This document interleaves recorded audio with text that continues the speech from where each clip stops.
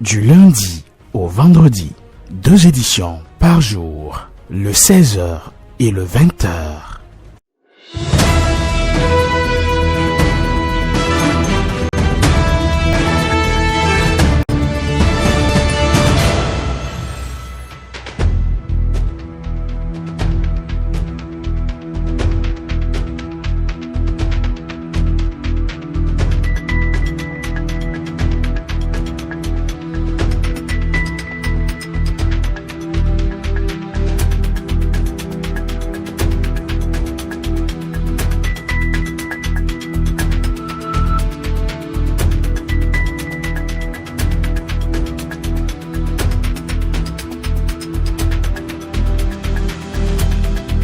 Mesdames et messieurs, ravi de vous retrouver dans votre journal de 20h.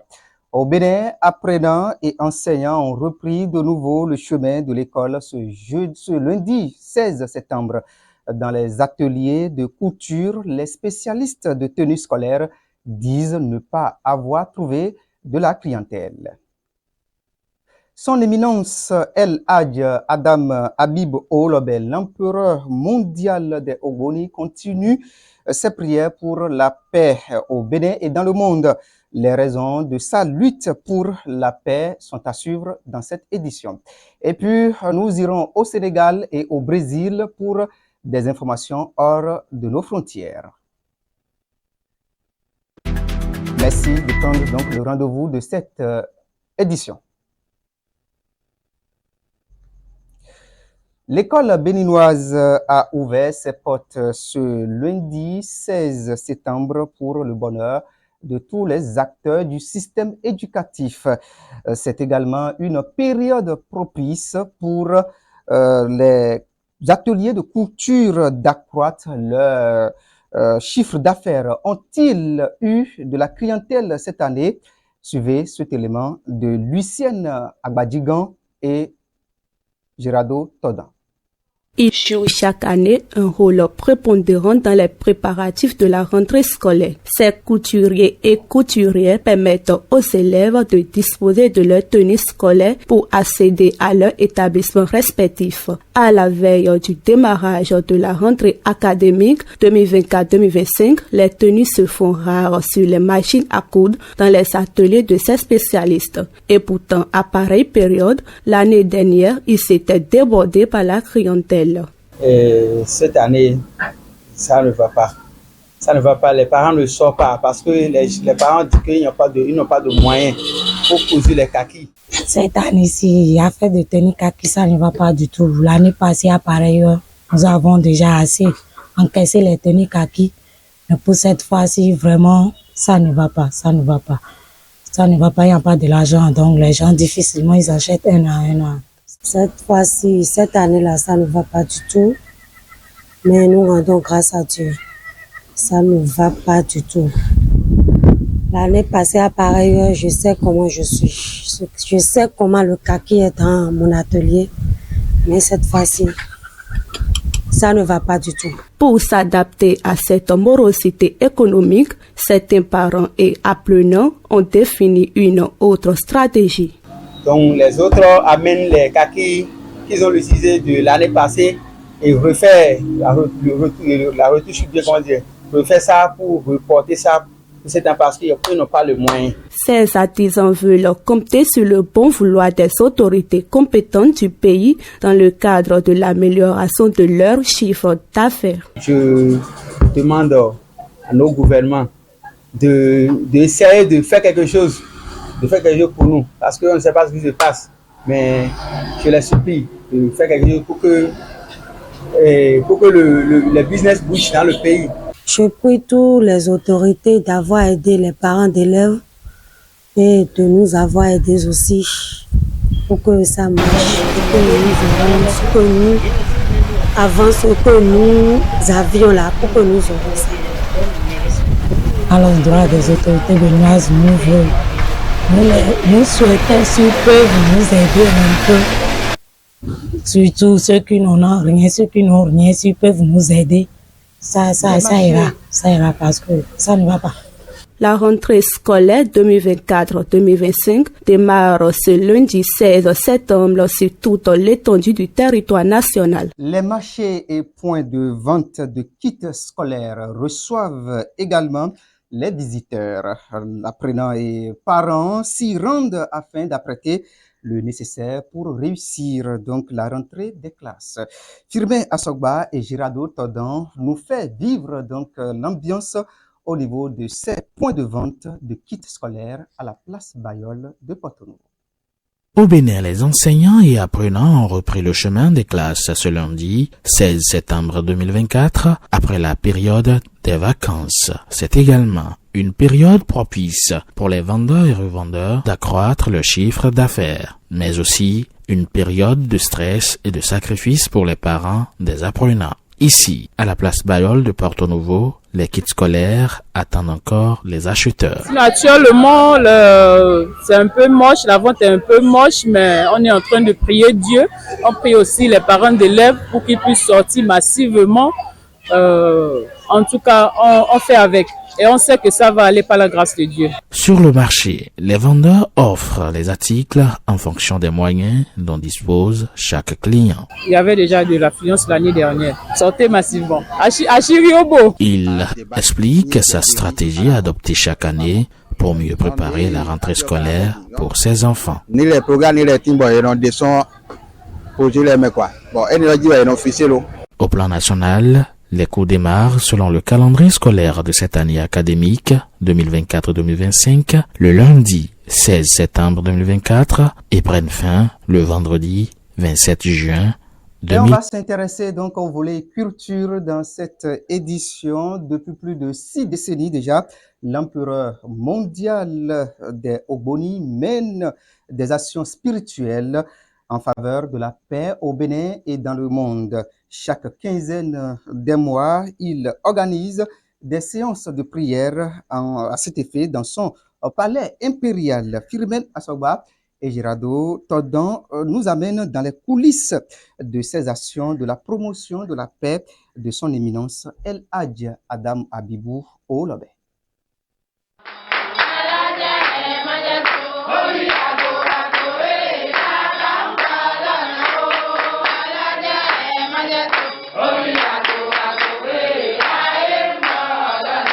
Le Bénin, un pays de paix et d'hospitalité en Afrique et dans le monde. Il tire cette grâce de l'attachement de ses filles et fils aux valeurs culturelles et cultuelles de leurs origines. L'une des chevilles ouvrières de la construction de cette paix s'appelle Son Éminence El Hadj Adam Abibou Olobe. L'empereur mondial des Ogboni prie et assure la veille spirituelle depuis plus de 6 décennies pour que la paix règne au Bénin, en Afrique et dans le monde. La paix, la paix, la paix, la paix. La paix, la paix, la paix, la paix. La paix au Bénin. La paix au Bénin.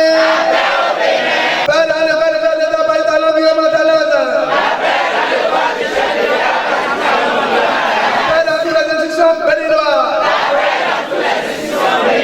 Paix dans tous les foyers béninois. La paix dans tous les foyers béninois. Regardez la terre, dit la paix au Nigeria. La paix au Nigeria. La paix, la paix, la paix au Nigeria. La paix, la paix, la paix au Nigeria. La paix dans votre partie, le mettez votre main gauche dans votre partie. La paix au Nigeria. La paix au Nigeria. La paix au Nigeria. La paix au Nigeria. La paix au Nigeria. La paix au Nigeria. La paix au Nigeria. La paix au Nigeria. La paix en Afrique. La paix en Afrique. La paix en Afrique. La paix en Afrique. La paix dans le monde entier. La paix dans le monde entier. La paix dans le monde entier. La paix dans le monde entier. La paix dans le monde entier. Il n'aura jamais, mais jamais troisième guerre mondiale. Il n'aura jamais, il n'aura jamais, jamais troisième guerre mondiale. Il n'aura jamais, il n'aura jamais, jamais la guerre au Bénin. Le maréchal de paix dans la tradition pure sans mensonge a, ce vendredi 6 septembre 2024, accompli ensemble avec ses ministres, ses amazones et ses fidèles la mission qu'il s'est assignée, prier pour la recherche de la paix dans le monde. C'est une série de séances de prière qui ont eu lieu toutes les quinzaines du mois. Si vous voyez tous les quinzaines, depuis 60 ans, de travail, je lutte toujours pour la paix depuis 65 ans. C'est de ça que je dis toujours, j'ai confiance à Dieu le Tout-Puissant, j'ai confiance à notre tradition et les mains de nos ancêtres qui n'ont jamais la guerre au Bénin. Depuis la fin du XXe siècle, le monde entier connaît une série de crises qui emportent la vie de centaines de milliers de personnes. Ce chaos mondial est le fruit de la sorcellerie, de la haine, de la médisance et du mensonge, selon le premier vice-président de la communauté mondiale des Ogboni, une fraternité qui compte 2 milliards de fidèles environ dans le monde. Chaque pays doit prendre exemple sur le Bénin pour retourner à ses origines et se servir de ses valeurs culturelles et culturelles dans la recherche de la paix. À qui Dieu a donné le pouvoir est différent. Moi, je lutte contre la sorcellerie. J'arrache la sorcellerie. Je protège contre la sorcellerie. N'importe quelle maladie que l'on peut en avoir. N'importe quelle maladie tu en avoir, Inch'Allah, tu vas commencer par trouver des satisfactions. Ce n'est pas moi-même, c'est le Créateur. Outre l'ensemble de la classe politique, le peuple béninois, le chef de l'État Patrice Talon et son gouvernement, le sauveur universel des âmes, des mains des sorciers, Sa Majesté Kabiesi Owolobe, a également depuis son palais impérial des Ogboni à Pécadis, à la sortie de Cotonou, prié pour les élèves et tous les acteurs du système éducatif pour une année académique apaisée et réussie au Bénin. On prie tout le monde, Dieu le Tout-Puissant, le grand maître, le grand roi des rois. Les enfants vont démarrer comme ce doit. Ils vont terminer comme ce doit. Ce que j'aime encore, c'est le président dit que c'est telle date, les enfants commencent. Il a tout ce qu'on peut qui n'a pas la rigueur, ça ne marchera pas. C'est la rigueur qui dirige l'homme. Les prières de la quinzaine de chaque mois sont réservées à toute personne et pour toute personne militante pour la paix dans le monde, malgré son âge. Oluwaye Agbaye du Bénin et Baba Issa le général Agbaye, qui signifie respectivement en français l'unique roi des Ogboni du Bénin, et soubassement ou plié de la tradition sans la sorcellerie dans le monde, son éminence El Hadj Adam Abibou Owolobe, empereur mondial des Ogboni, le maréchal de paix dans la tradition pure, aux 29 couronnes, entend continuer sa mission de recherche de la paix dans le monde.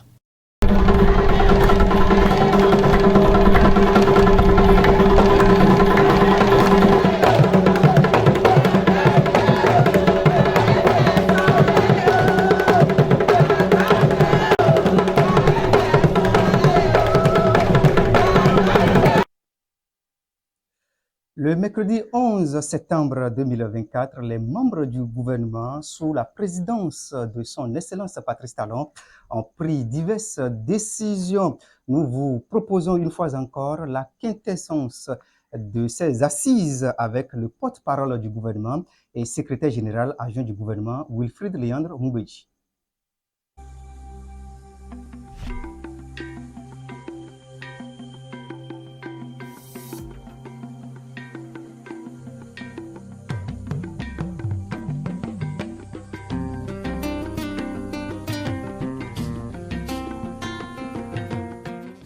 Ce mercredi 11 septembre 2024, sous la présidence du chef de l'État, M. Patrice Talon, le Conseil des ministres s'est réuni et a pris les décisions dont voici la teneur. Au chapitre des mesures normatives, transmission à l'Assemblée nationale pour examen et vote du projet de loi cadre sur la construction et l'habitation. L'initiative de ce texte s'inscrit dans la logique d'améliorer les pratiques en matière de construction et d'habitation dans notre pays, notamment pour corriger les insuffisances relevées au fil du temps. Il vise principalement à édicter les principes généraux permettant d'assurer la qualité, la sécurité et la durabilité des constructions et fixer les règles spécifiques aux bâtiments à usage d'habitation. Prévoir les dispositions permettant de favoriser et de sécuriser les investissements immobiliers en disciplinant les constructeurs et les promoteurs immobiliers, qu'ils soient publics ou privés. Prendre des mesures favorables à la politique du logement social et à la gestion du patrimoine immobilier national. En somme, L'adoption de ce projet de loi ouvrira une nouvelle ère dans le domaine de l'investissement immobilier au Bénin, en ce qu'il rappelle le principe du permis de construire, impose des garanties aux constructeurs et aux promoteurs immobiliers, puis fait du logement social une préoccupation de l'État. Les ministres concernés sont instruits à l'effet d'en soutenir la discussion devant la représentation nationale. Sous ce même chapitre ont été par ailleurs adoptés le décret fixant la liste des autorités et agents publics soumis à l'obligation de déclaration de patrimoine, ainsi que celui portant approbation des statuts modifiés de l'Agence nationale de la maintenance hospitalière. Au chapitre des communications, en point 1, autorisation de déploiement de nouveaux aspirants au métier d'enseignant au ministère des enseignements maternels et primaires. Les besoins exprimés par ce ministère au titre de l'année scolaire 2024-2025 portent sur un effectif de 2431 AME. En vue de permettre aux apprenants de nos écoles primaires publiques, où qu'ils se trouvent sur le territoire national, de disposer d'un enseignant par classe, le Conseil a marqué son accord pour le déploiement de ce nombre d'aspirants parmi les 2513 admis au test d'octobre 2022 inscrits dans la base de données. Il s'agit de ceux qui, non encore affectés dans une école, ont marqué leur disponibilité. En point 2, contractualisation dans le cadre de la rénovation de l'ex-hôtel Marriott de Cotonou. Dans le but de structurer durablement la dynamique de développement touristique en cours dans notre pays, il importe de consolider l'offre de réceptifs hôteliers et d'infrastructures de rencontres de haut standing offrant toutes les commodités requises. Ainsi, en plus des réalisations déjà faites ou en cours, il est apparu opportun de procéder à la rénovation de l'ex-hôtel Marriott, un complexe hôtelier 5 étoiles, pour le rendre fonctionnel. À cet effet, le Conseil a marqué son accord pour la contractualisation avec divers cabinets en vue de la conduite des missions d'études diagnostiques et de maîtrise d'œuvre complète, de contrôle technique et de maîtrise d'ouvrage délégués. En point 3, contractualisation en vue de la réalisation de l'étude pour les travaux de réparation définitive de l'épi d'arrêt de sable. Cet épi, réalisé dans le cadre du Millennium Challenge Account et attribué au port autonome de Cotonou en 2011, était censé tenir pendant 50 ans. Mais très tôt, l'ouvrage a connu des dégradations qui se sont aggravées au fil des années et continuent d'être constatées à chaque forte houle. Pour surmonter les différences survenues de ce fait entre le port et le groupement ayant réalisé l'épi, le recours consensuel à un expert international indépendant a permis d'identifier, comme en première cause de dégradation, une négligence dans la conception de l'infrastructure. L'initiative de la réparation provisoire de l'ouvrage en 2014 par le dit groupement n'a rien changé quant à la persistance de sa défectuosité, l'option la mieux indiquée étant à l'époque une réparation définitive. C'est pour corriger ces défaillances qui persistent, aux fins de consolider l'épi d'arrêt de sable, que la présente contractualisation est autorisée, à charge pour les ministres concernés de veiller à la bonne exécution des travaux. Au chapitre des rencontres et manifestations internationales, il a été autorisé la participation du Bénin au Salon de la production agricole Carrefour européen au Parc Expo de Rennes en France du 17 au 19 septembre 2024. À la 69e session de la Commission baleinière internationale à Lima au Pérou du 22 au 27 septembre 2024, puis l'organisation à Cotonou de la 2e édition du Forum international du cadre de vie du 4 au 7 octobre 2024. Au chapitre des mesures individuelles, enfin, les nominations ci-après ont été prononcées au ministère de l'Énergie, de l'Eau et des Mines sur proposition du ministre. Conseiller technique à l'eau, M. Alphonse Deinde. Inspecteur général adjoint du ministère, M. Michel Awansou. Directeur général de la planification énergétique et de l'électrification rurale, M. Todema Flinso Hassan. Directeur général des hydrocarbures et des autres ressources énergétiques, M. Achille Adjenian. Directeurs départementaux comme ci-après: Ali Bori, M. Roufaï Djibril Bakari, Atakora, M. Yede Victor Hossi. Atlantique, Mme Angèle Yabo Alapini. Borgou, M. Roger Masso Sorogou. Colline, M. Abalo Samuel Tobou. Koufo, Mme Félicienne Kanfoui Clémentine Djossou. Donga, M. Kamarou Din Moukaïla Moussa Alassole. Mono, M. Adjiha Edid Amouzovi. Ouémé, Mme Bénédicta Herbert M.A. Humbedji. Plateau, Mme Sylvie A. Agonzan. Et Zou enfin, M. Serge Éric Sopin, je vous remercie.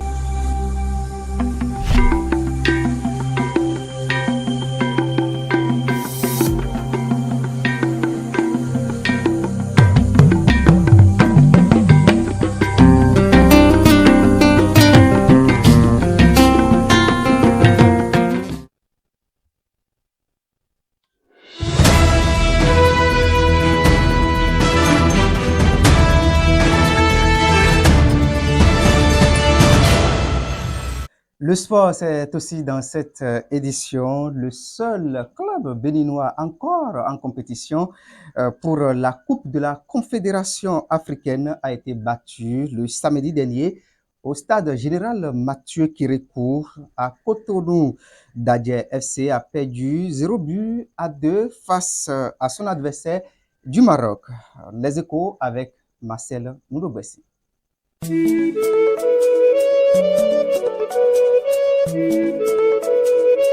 Le miracle tant attendu par le peuple béninois n'a pas été effectué. Dans l'après-midi de ce samedi 14 septembre 2024, Dadje Football Club d'Aplahoé recevait à domicile au stade Général Mathieu Kérékou de Cotonou la Renaissance sportive Berkane du Maroc. Un match comptant pour la phase à l'heure du second tour des éliminatoires de la Coupe de la Confédération africaine de football. Malgré une première période plutôt équilibrée, le vice-champion du Bénin, seul en lice pour les compétitions africaines, a dû céder face à la puissance de son adversaire marocain. Valier a ouvert le score pour les Marocains à la 62e minute et Kairi a doublé la mise dans les arrêts de jeu, scellant ainsi le sort de cette rencontre. Les hommes de Yaya Kone ont tenté de réagir, mais leurs efforts se sont révélés insuffisants pour réduire l'écart. Avec ce score défavorable, la tâche s'annonce ardue pour Dadje Football Club qui devra réaliser une performance exceptionnelle lors du match retour pour espérer renverser la situation. À la fin de cette rencontre, le coach de Dadje Football Club d'Aplahoé revient sur son match. Durant les 45 premières minutes, les jeunes garçons sont restés attentifs. On savait qu'on avait à faire un gros morceau. Il fallait déjà tactiquement être en place, il fallait pas se découvrir. Ce qu'on a réussi à faire. Après, en seconde mi-temps, vous savez, il y a l'expérience qui compte un peu, qui rentre un peu en ligne de compte. Parce que quand vous voyez mon défenseur central qui sont sur le coup de pied arrêté, voilà, déjà en égalité numérique, on essaie de la continuer. En égalité numérique, quand il sort sur le corner, bon, on laisse là voilà, une faille. Après le jeu de Magid, voilà, qui est dans sa projection, et voilà, il essaie de lancer le jeu offensif. Heureusement, il perd un ballon assez crucial, et quand on connaît ces Maghrébins qui sont très rapides en phase de transition, donc il est très difficile comme ça quand on perd les ballons comme on l'a fait. Alors que le match retour est prévu dans quelques jours, Yaya Kone se projette déjà sur le match retour au Maroc. On va s'essayer de cette défaite-là. On a encore 2 ou 3 jours. On va continuer de travailler. De sorte qu'au match retour au Maroc, on ira, c'est un match de football. C'est vrai qu'on perd chez nous 2-0. Mais nous, on peut mettre 2 buts là-bas. Voilà, moi, nous, non, on ne va pas on va pas prendre un coup moral pour ça. C'est le football. Ils ont été à même de nous faire mal ici. Bon, ben, on peut aussi le faire mal. Surtout que moi, j'ai pas vu de domination à outrance de l'adversaire. C'est vrai, je respecte l'adversaire. Je respecte le RCB Camp pour son passé, pour son palmarès, pour son histoire. Le prochain.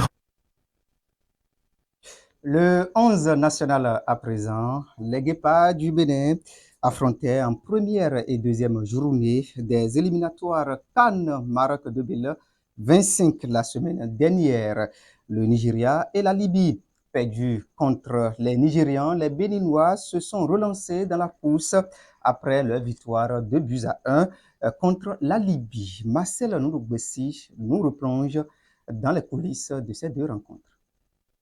Pour succéder à la Côte d'Ivoire, championne d'Afrique en titre, 48 nations africaines sont en compétition pour tenter de décrocher leur qualification à la 35e édition de la Coupe d'Afrique des Nations qui débutera au Maroc fin décembre 2025. Dans chacun des 12 groupes, 4 équipes, à l'exception du pays hôte qualifié d'office, se disputent les 2 premières places qualificatives. Dans le groupe D, le Bénin, le Nigeria, le Rwanda et la Libye sont les 4 pays disputant ces 2 places. Les Guépards du Bénin, après avoir perdu sur un score de 0 à 3 face aux Super Eagles du Nigeria le 7 septembre dernier, comptant pour la première journée en terre nigériane, se sont relancés en battant la Libye 2-1 grâce au capitaine du navire Guépard Steve Mounier et l'inéluctable Junior Olaitan. C'était le 10 septembre en terre ivoirienne. Avec cette victoire, le sélectionneur franco-allemand Gernot Rohr et ses poulains permettent au Bénin de prendre au classement provisoire la 2e place avec 3 points derrière le Nigeria qui compte 4 points. Rendez-vous les 11 et 15 octobre prochain pour les matchs contre le Rwanda dans le cadre de la 2e et la 3e journée des éliminatoires de la CAN Maroc 2025.